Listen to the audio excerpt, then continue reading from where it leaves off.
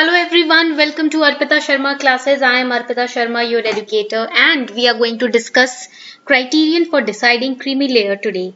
This article came in the Hindu newspaper 2-3 days back. अभी 2-3 दिन पहले ही आर्टिकल हिंदू न्यूज़पेपर में आ चुका है, तो इसको डिस्कस करना काफी जरूरी है.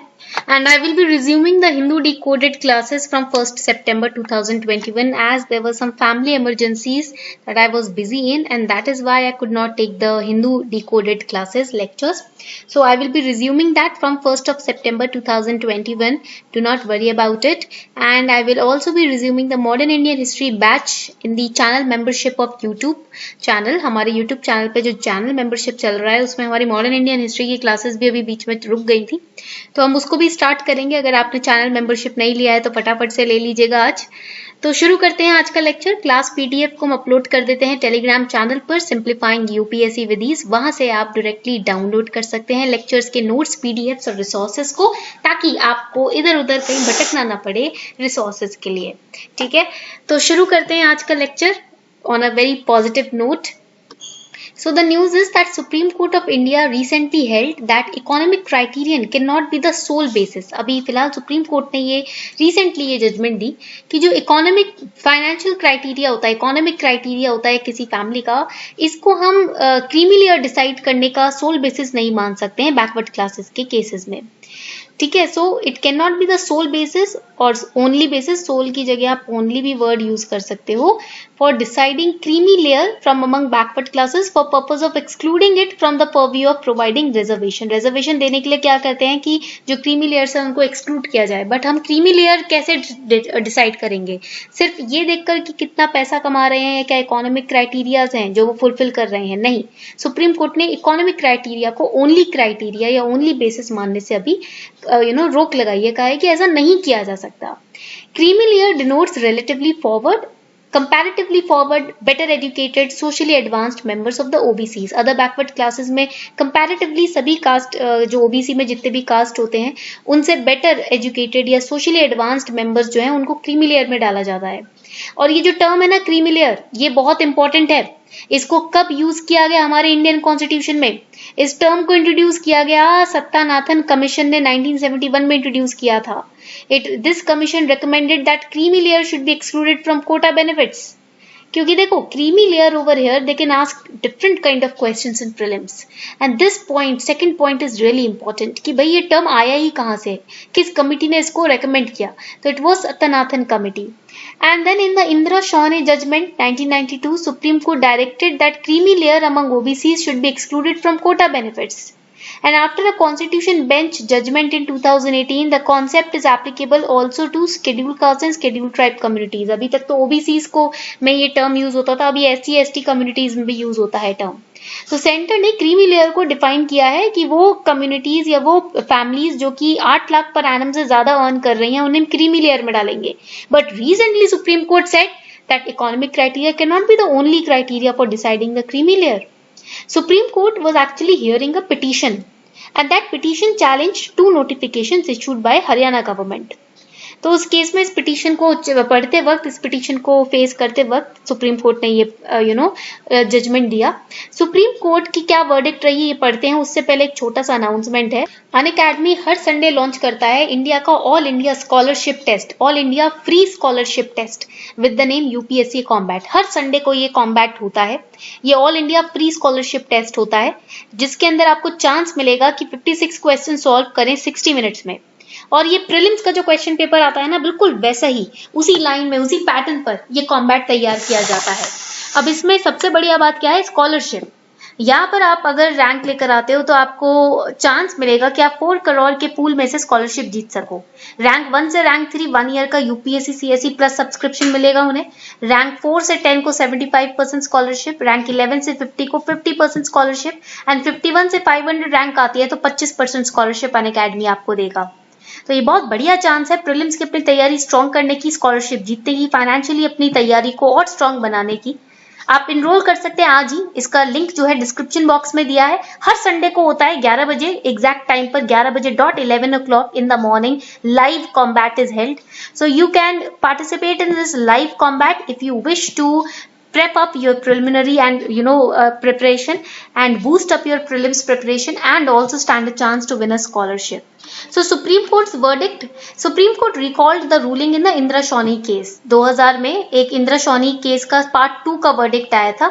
तो हरियाणा's notifications have violated the law declared in the इंद्राशॉनी judgment by identifying creamy layer only on the basis of income. Creamy layer को सिर्फ इनकम के बेसिस पे डिटरमाइन करके हरियाणा गवर्नमेंट की जो नोटिफिकेशन थी वो वायोलेशन में जा रही है. Basis of exclusion of creamy layer can not be just economic basis. Government ने कहा है कि सारे फैक्टर्स देखने पड़ते हैं, वे ऑफ लिविंग एटसेट्रा. सिर्फ इकोनॉमिक बेसिस पे आप नहीं जज कर सकते कि कोई कम्युनिटी क्रीमी लेयर में आती है या नहीं. Government can not deny reservation to a person belonging to backward community just on the ground that he or she is rich. Social advancement, higher employment in government, services, etc. These things, these parameters play also a very crucial role when it comes to deciding whether such kind of person belongs to a creamy layer or not. Quota benefits देने से पहले सिर्फ आप उसका ये इंसान का ये बैकग्राउंड नहीं देखोगे कि तू अमीर है या गरीब है. आप सोशल एडवांसमेंट भी देखोगे, भले ही अमीर है बट सोशली एडवांस नहीं है, या हायर एम्प्लॉयमेंट उस कास्ट के लोग को या कम्युनिटी के लोगों को नहीं मिल रही है गवर्नमेंट सर्विसेज में. तो जस्ट बिकॉज वो अमीर है आपने डिनाई कर दिया, बट आप देख रहे हो कि भैया उसको गवर्नमेंट सर्विसेज में नहीं मिल रही है, इस कम्युनिटी के लोगों को ज्यादा आगे नहीं जॉब का चांसेस मिलते हैं, तो उस चीज को आप इग्नोर नहीं कर सकते. Supreme court also illustrated that creamy layer would include person from backward class who occupied post in higher services like IAS, IPS, All India services, had reached a higher level of social advancement and economic status, and then they were not entitled to be treated as backward. Supreme court ने एक example भी दिया. Supreme court ने कहा कि creamy layer में वो लोग आएंगे जो बैकवर्ड क्लास से हैं लोग और हायर सर्विसेज की पोस्ट पे बैठे हुए हैं, जैसे कि IAS, IPS या ऑल इंडिया सर्विसेज, और उस लेवल पे पहुंच गए अपनी लाइफ के जहां पर वो सोशली एडवांस्ड भी हैं, इकोनॉमिक स्टेटस भी अच्छा है, गवर्नमेंट एम्प्लॉयमेंट भी उनकी कम्युनिटी को काफी मिल रही है. तो ऐसे लोगों को आप बैकवर्ड ट्रीट नहीं करेंगे. People with sufficient income who were in a position to provide employment to others should also be taken to have reached higher social status. For example, you belong to OBC community, okay? And belonging to OBC community, you are at such a position that you can give employment opportunities to others. आप उस position पे पहुंच गए हैं जहां आप दूसरों को employment opportunities provide कर सकते हो, आप उस higher social status पे पहुंच गए हो, तो उस केस में भी आपको backward class नहीं समझा जाएगा. आप creamy layer में आओगे, आपको उस केस में कोटा नहीं दिया जाएगा. ये कुछ एग्जाम्पल्स थे जो सुप्रीम कोर्ट ने दिए डिटरमाइन करने के लिए कि आप क्रीमी लेयर को कैसे एक्नॉलेज करते हो.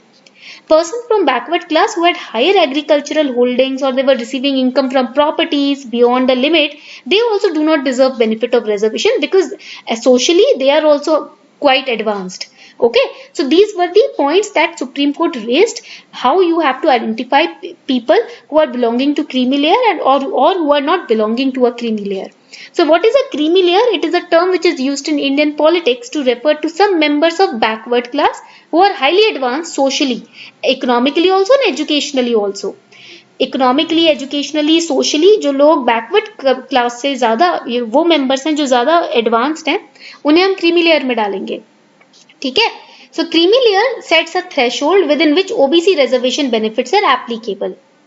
And Supreme Court said that basis of exclusion from reservation should not be just economic. You have to take in other criteria and parameters also. Now, creamy layer is defined by central government, the Department of Personnel and Training. They have listed out different categories. Rank, status, income के हिसाब से अलग अलग categories में divide किया है DOPT ने कि ये कैटेगरीज के लोगों को OBC रिजर्वेशन का बेनिफिट मिलेगा.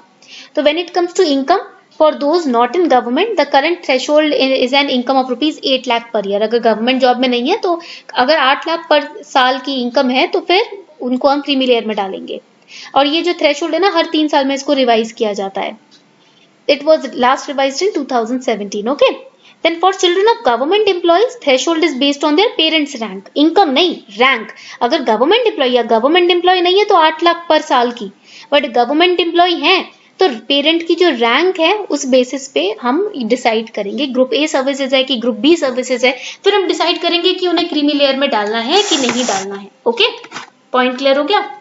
Now constitutional provisions. There are different constitutional provisions related to OBCs. Unacademy has launched Mission All India Rank 1 360 degree coverage batches for UPSC CSE Mains 2021 examination. This is the pathway to crack UPSC CSE with India's top educators. The batches will be in Hindi, English and bilingual language. The batches starts on 1st September. A 70 hours course for 360-degree coverage of current affairs from multiple sources like the Hindu, Indian Express, Press Information Bureau, the PRS, Budget, Economic Survey, India Yearbook, etc. This batch is immensely beneficial for aspirants appearing in UPSC 2021 and 22 examination. The link to subscribe is given below in the description box. You can use code ARPITA10 to get 10% discount on your subscription today. तो यहाँ पर आप देखोगे constitution में article 15 subsection 4, 15 subsection 5 and 16 subsection 4 they confer power on a state to identify, declare the list of socially and educationally backward classes. This line is really important. Article 15, 15(4), 15(5) और 16(4) ये जो articles हैं ये स्टेट को power देते हैं कि आप SEBC के तहत आप लोगों के नाम डिस्प्ले कर सकते हो, डिक्लेयर कर सकते हो. As a matter of practice, separate OBC lists are drawn up by the center. Centre भी अपनी OBC की लिस्ट तैयार करता है हर स्टेट के लिए. रोहिणी कमीशन को बनाया गया था 2017 में आर्टिकल 340 के तहत और इस कमीशन के पास काम था, टास्क ये था कि आपको सब कैटेगराइजेशन 5000 ऑड कास्ट है सेंट्रल OBC लिस्ट में, उनको सब कैटेगराइज करना है. You have to remember the purpose of Rohini Commission, okay, for prelims. Then there was 127th Constitution Amendment Bill 2021 जिन्होंने स्टेट्स को उनकी पावर वापस दी थी कि आप जिनको OBCs बोलते हैं उनको SEBCs की कैटेगरी में आइडेंटिफाई कर सकते हो. ठीक है, तो यहाँ पर 127th Constitution Amendment Bill आप पढ़ेंगे. Then this amendment was necessitated after Supreme Court in its Maratha reservation ruling upheld the 102nd Constitution Amendment Act. Now this 102nd Amendment Constitution Act, they gave this particular amendment gave constitutional status to the National Commission for Backward Classes और president को empower कर दिया कि आप SEBC की list को किसी state या यूनियन टेरिटरी के लिए नोटिफाई कर सकते हो. ठीक है, तो ये कॉन्स्टिट्यूशनल प्रोविजंस याद रखिएगा. So this was the article criterion for deciding creamy layer. I hope you enjoyed this lecture. उम्मीद करती हूँ आपको आज का लेक्चर अच्छा लगा हो. If you really enjoyed this lecture and if this lecture was informative for all of you, do let me know in the comment section. Till then, take care. Happy Janmashtami.